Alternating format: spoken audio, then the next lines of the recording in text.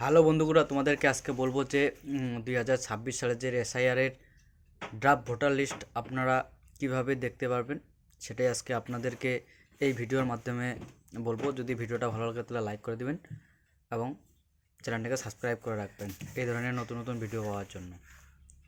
মোবাইলে যে কোনো ব্রাউজারে আপনারা চলে আসবেন, আসার পরে এখানে এনবিএসপি লিখে সার্চ করবেন। সার্চ করার পরে এখানে ভোটার অপশন চলে আসবে, এখানে আপনাকে সার্চ করতে হবে, আইডি পাসওয়ার্ড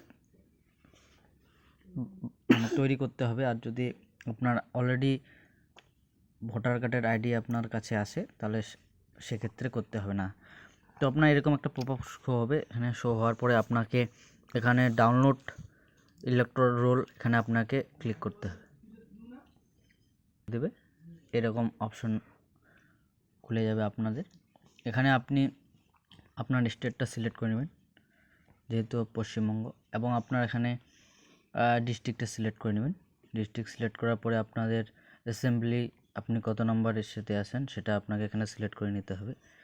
নিলেই আপনার এখানে নিচে আপনারা দেখতে পারবেন যে আপনার পার্ট নং এবং পার্ট নাম দুটাই আছে।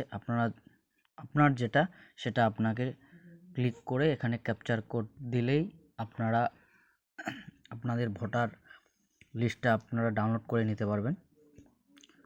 তো আপনাকে ভোটার লিস্টটা আমি ডাউনলোড করে দেখাচ্ছি।